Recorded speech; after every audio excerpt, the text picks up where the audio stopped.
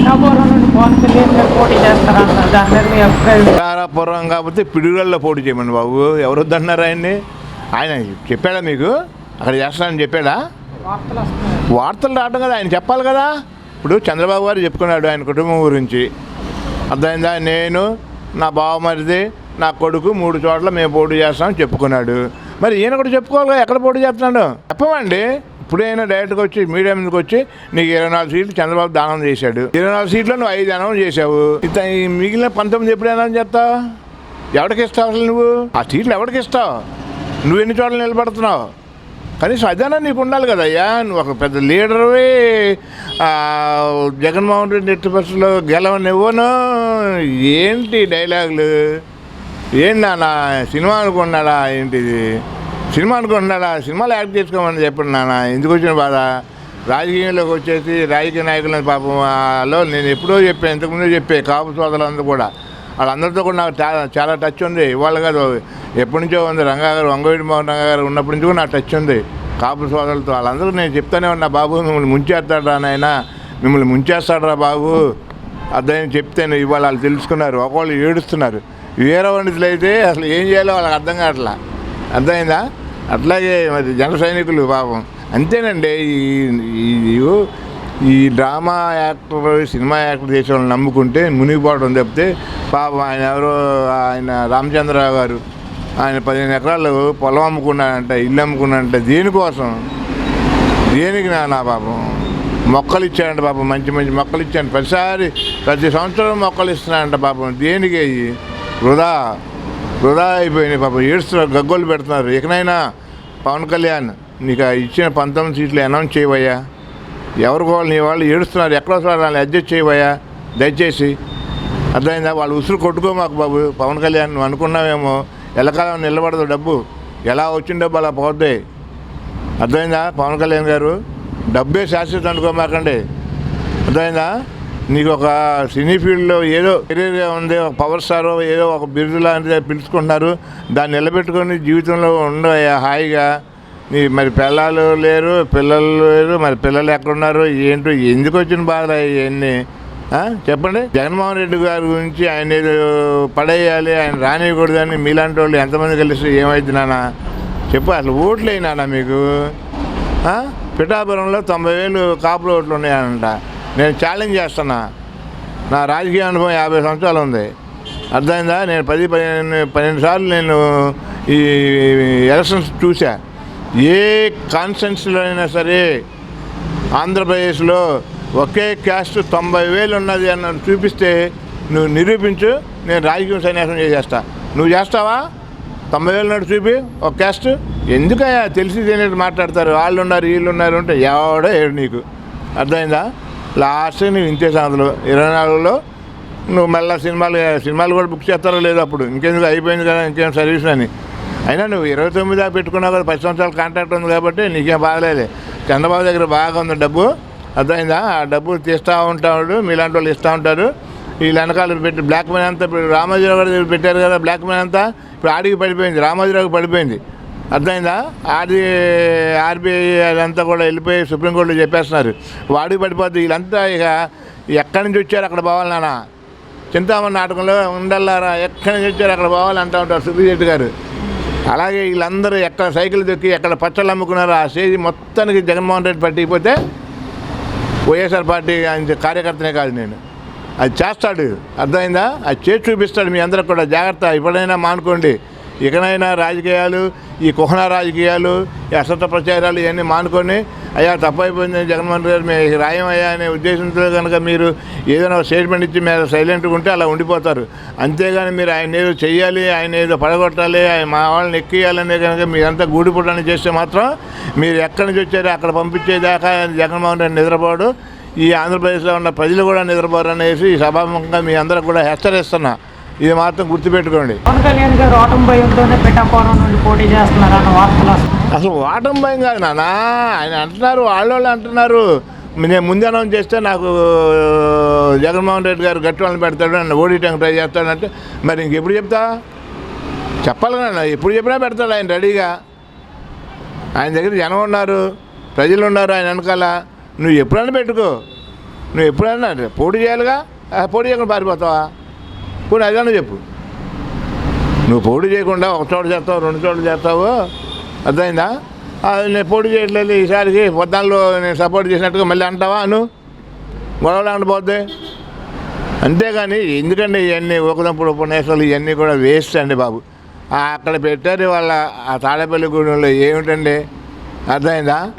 మా జగన్మోహన్ రెడ్డి గారు వాకింగ్ చేస్తాడు చూసావా, అంత ప్లేస్ కూడా లేదు నాన్న. అది పబ్లిక్లో వెళ్ళిపోయి ఆయన కనబడటానికి వాకింగ్ చేసే అంత ప్లేస్ కూడా లేకుండా మేము ఇద్దరం కలిసేసి జనం వచ్చేస్తారు మాకు అనేసి మీటింగ్ పెడతారు.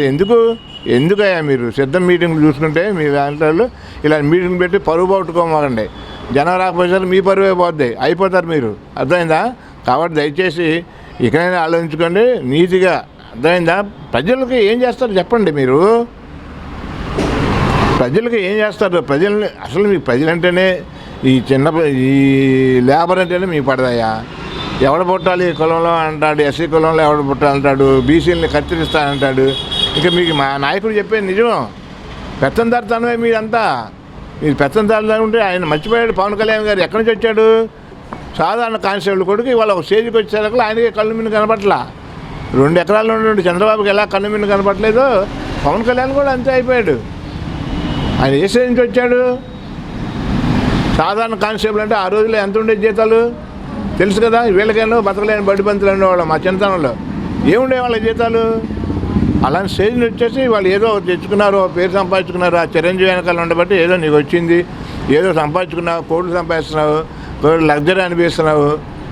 అలాగే అందరూ నీలాగే రావాలని కోరుకోవాలి. కానీ నువ్వు ఇంకా వాళ్ళు అలాగే ఉండాలి, మేము పెత్తం చేయాలంటే ఈ ప్రజలు ఇదేమో 1970 కాదు, 1980 కాదు నాన్న, అర్థమైందా? 224 ఇవాళ పబ్లిక్ అంతా మారారు, డిజిటల్ అంతా స్టడీ, స్కూల్స్ హీల్స్ అంతా ఎడ్యుకేట్ అయిపోయారు. A to Z నిత్యం సోషల్ మీడియా వచ్చిన తర్వాత నిత్యం జరిగేది ప్రతి క్షణం కూడా చూపిస్తున్నారు, అర్థం చేసుకుంటున్నారు ప్రజలు, అర్థమైందా? మీలాంటి ఉపన్యాసాలు అసత్య ప్రచారాలు జనం నమ్మరు భయ్యా. ఎందుకు వచ్చిన తాపత్రయం మీరంతా? పిఠాపురం సీటు పవన్ కళ్యాణ్ గారు అడగంగానే టీడీపీ అంగీకరించినట్టు తెలుస్తుంది. దీన్ని మీరు ఎలా చూస్తారు? పిఠాపురం సీటు టీడీపీ అంగీకరించడమే నాన్న. అసలు ఏంటి వీళ్ళ పొత్తుల గురించి జిమ్మిగ్గిలో ఉంది నాన్న. అసలు కూర్చొని ఇప్పుడు 2 పార్టీలు ఉన్నాయనుకో నాన్న, కూర్చొని ఇగో మేము ఇక్కడ ముందు ఒడమ్మడిగా అయ్యే ప్రజల్లోకి రావాలి ఎవడైనా, అంతే కదా. ఇప్పుడు నువ్వేం చేస్తావు? నువ్వు నిలబడేవాడు ఏం చెప్తాడు? అమ్మ నేను గెలిస్తే ఇదిగో ఇది చేస్తాను అని చెప్తారు, అంతే కదా. అది చెప్పి రావాలి. మీరు మాట్లాడుకున్నప్పుడే మాట్లాడుకునేవాళ్ళు కదా. మీరు బయటకు వచ్చి అనౌన్స్ చేసేటప్పుడే మనం మాకు ఎన్ని సీట్లు ఇస్తున్నాం, 24 ఇస్తున్నాం, 24 ఎక్కడెక్కడ అని ముందే మాట్లాడుకోవాలి కదా. అడంగులోనే ఇవ్వటం ఏంటి? అడంగులోనే డబ్బులే ఇస్తున్నాడు, సీటు ఇవ్వడం లెక్క ఉంది కాదు నాన్న. నువ్వు అడిగినమ్మంటే సూట్ కేసులు పంపిస్తున్నాడు. ఒక పిఠాపురం సీటు ఇవ్వడానికి పెద్ద లెక్క చంద్రబాబుకి ఇచ్చేస్తాడు. ఆయన సొమ్మేం పోయింది? ఏది కావాలంటే నువ్వు ఏది అడుగు అది ఇచ్చేస్తాడు నీకు, అంతే. పిఠాపురం ఏంటి కదా గుడ్డు, ఏదైనా ఇస్తాడు. టీడీపీ జనసేనకు 24 సీట్లు ఇచ్చింది. జన సైనికులు ఏమో పవన్ కళ్యాణ్ సీఎం కావాలంటూ కూడా కొన్ని వాగ్దానాలు అయితే చేస్తున్నారు. దీన్ని ఏ విధంగా చూడొచ్చు? జన సైనికులు సీఎం అనేది మర్చిపోయారు భయ్య, ఇప్పుడు ఎక్కడ కనపట్లా. ఆ మాటే మర్చిపోయారు, కొట్టుకు వేస్తున్నారు. అదే చూస్తున్నాగా మనం. మనోహర్ని తిట్టారయ్యా మొన్న, ఏమాత్యుడు తిట్టారు, కొడతారనిపించింది నాకు. కాదు గారు, కొడతారనిపించింది నాకు. వాళ్ళ మీద వాళ్ళు కొడతారు. మా వాళ్ళు తక్కువ వాళ్ళేం కాదు, మా కోప సోదరులు. వాళ్ళకి ఆవేశం వచ్చినా ఇది వచ్చినా ఆనందం వచ్చినా ఆపుకోలేరు, అర్థమైందా? ఈ ఎలక్షన్ అయిపోయే లోపల వాళ్ళని దబిడి గ్యారంటీ చేస్తారు. అది అర్థమైందా? అందులో మగవాడు ఏమీ లేదు. వాళ్ళకి అది జరగాలే కూడా. జరిగితేనే కానీ తెలిసింది. ఇంకోసారి ఇలా అమాయక ప్రజల్ని మోసం చేయడం కానీ, క్యాస్ట్లో ఉన్న వాళ్ళు క్యాస్ట్ వైడ్ చెప్పేసి వాళ్ళని అనవసరం ఇచ్చేయడం కానీ. ఏమండి 2009లో చిరంజీవి గారు ప్రజారాజ్యం పార్టీ పెట్టినప్పుడు ఖమ్మం నుంచి ఒక లేడీ, అసలు ఎంతమంది మేము నమ్ముకొని పాడైపోయాము, ఆస్తులన్నీ పోయినాయి, బాబు ఎంత అన్యాయం చేస్తారో, మా డబ్బులు మాకన్నా ఇవ్వండి అని ఆ రోజున గొడవ పెట్టారు. ఇవాళ సేమ్ సిచ్యువేషను. పవన్ కళ్యాణ్ జనసేనని పెట్టేసి ఇవాళ కూడా అలాగే ఉంది. ఒకళ్ళు చూస్తుంటే ఒకళ్ళు బాధపడి వాళ్ళు వచ్చి బయటకు వచ్చి వాళ్ళు చెప్తుంటే మేము 15 లక్షలు మా 15 ఎకరాల పొలం అమ్ముకున్నాము, అక్కడ అమ్ముకున్నాము, అమ్ముకున్నాము, ఈ విధంగా చేస్తానని మేము అనుకోలేదు, మేము మోసపోయాము అనేసి వాళ్ళు మీడియా ముందుకు చెప్తుంటే ఇలాంటి రాజకీయాలు ఎవడో చేయకూడదు, అర్థమైందా? ఇప్పుడు మా జగన్మోహన్ రెడ్డి నిన్న కార్యకర్తలు మీటింగ్ పెట్టారండి. ఏం చెప్తున్నాడు అదే? నేను చేయాల్సింది చేశాను, అర్థమైందా? మీరు ఇక వెళ్ళిపోండి, మీకు ఆయుధాలు ఇచ్చాను, మీరు ప్రతి ఇంటికి రేపటి నుంచే టచ్ చేయండి, చెప్పండి. మనం అమ్మా ఇది ఇవన్నీ ఇలా కంటిన్యూ అవుతాయి. పొరపాటున కనుక మీరు ఏమైనా తప్పు చేసుకొని వేరే విధంగా వేసారనుకోండి, వచ్చే కూడా రావు, ఇవన్నీ పోతాయి, వాళ్ళు తీసేస్తానంటున్నారు. కాబట్టి ఆ విధంగా చెప్పండి, అలా చెప్పాలి. కానీ ఏమీ లేకుండా అక్కడ అంటారు, ఇక్కడ అంటారు, కొంచెం అదేపై అంటారు, కొంచెం ఇచ్చిన సీట్లు అది అంటారు. ఆ కందులు సురేష్కి అన్నారు పాపం ఆ రూరల్లో. ఆ కందులు సురేష్ పాపం ఎప్పటి నుంచో కష్టపడి పని చేసుకుంటున్నాడో అయిపోయింది, అర్థం కాదని మళ్ళీ బుచ్చి చదివించారు. 60-70 సంవత్సరాలు వచ్చినాయి, ఆయన కూడా ఇంకా ఎందుకంటే ఏం పీకుతాడండి అక్కడ. అలాంటి వాళ్ళు అంటే సామాజిక వర్గం అతను. మీకు ఒక విషయం అర్థం కాలేదు భయ్యా, సామాజిక వర్గానికి లొంగేది రాజకీయ నాయకులు ఎవడరా అంటే ఈ స్టేట్లో ఒక చంద్రబాబు తప్పితే ఎవరూ లేరు, అర్థమైందా? జగన్మోహన్ రెడ్డి గారు ఉన్నారు, రెడ్డిని ఎలా చూస్తున్నాడు అంతే. మీరు ఎంతవరకు ఉండాలి అంతవరకు. వేమిరెడ్డి ప్రభాకర్ రెడ్డి కూడా ఆగు అన్నాడు అంతే. మంగళగిరిలో మన ఆర్కేని కూడా ఆగు అన్నాడు అంతే. వాళ్ళు అనవసరంగా వెళ్ళిపోయి మళ్ళీ తప్పు తెలుసుకొని మళ్ళీ వచ్చేసారు వాళ్ళు. కానీ లొంగేది ఎవడరా అంటే ఒక చంద్రబాబు నాయుడు ఆ సామాజిక వర్గానికి, అర్థమైందా? కానీ ఇతను కూడా లొంగట్లా. ఎవరు? జనసేన నకాబులు వీర సైనికులు మరి అతను లొంగేటప్పుడు నువ్వెందుకు లొంగవు? నువ్వు కూడా నీ వాళ్ళని కాపాడుకోవాలిగా. నీ కాపు లేకపోతే అసలు నువ్వే లేవు. ఏదో ఓటింగ్ ఉంది కాబట్టి ఆ ఓటింగ్ ఉంది, అదంతా నా పడిద్దేమని చంద్రబాబు నాయుడు నీ సూట్ కేసు ఇస్తున్నాడు, అర్థమైందా? పోనీ కనీసం వాళ్ళ కోసం నువ్వు నిలబడాలి కదా. నువ్వు వాళ్ళ కోసం నిలబడు, ఎవరి కోసం నిలబడు, నువ్వు చంద్రబాబు కోసం నిలబడి నీ కోసం నువ్వు సూట్ కేసు తీసుకుంటే ఎలా బెదరు ఇది? షూటింగ్ అయిపోయినామంటే ప్యాకేజ్ అయిపోయి ఇంకో సినిమా యాక్ట్ చేసుకోవడం కాదుగా. ఇది పొలిటికల్, ఇది అర్థమైందా? నిత్యం ప్రజల్లో ఉండాలి, అర్థమైందా? ప్రజల సేవ చేయాలి. ఎవడు నావాడు కాదు, ఎవరిని నమ్మాలి, ఎవరిని నమ్మకూడదు నేను అనేది రాజకీయ నాయకులు ప్రతి ఒక్కడు గ్రహించాలి నాన్న. ప్రతి ఒక్కడు మనకు ఉపయోగపడి మనతో పాటు కరెక్ట్గా ఉండి మన వెనకాల మనతో పాటు ఉంటేనే మనకి వెనుపోటు పడుతారా? చంద్రబాబు నాయుడు దగ్గర నుంచి నేర్చుకున్నాడేమో. చంద్రబాబు నాయుడు అలాగేమో ఎన్టీ రామారావు వెనకాల చేసి వెనుపోటు పొడిచి ఆ పదవి లాక్కున్నాడు. అలాగే వీళ్ళు అంతేలేండి, ఈ రాజకీయాలన్నీ ఇలాగ ఉంటాయి, అర్థమైందా? ఎదో రాజకీయాలు వీళ్ళు, అర్థమైందా? 24 తర్వాత కొంచెం సఫలమైపోతాయండి, మొత్తం అయిపోతారు వీళ్ళంతా, అర్థమైందా? 24 కోసం వెయిట్ చేస్తున్నాం. ఇప్పుడు నోటిఫికేషన్ ఎప్పుడు వద్దా అని మేమంతా ఎదురు చూస్తున్నాం. ఆ నోటిఫికేషన్ రంగంలోనే ఒక నెల వీరంగం అది ఎన్ని రోజులు జరిగింది భయ్యా?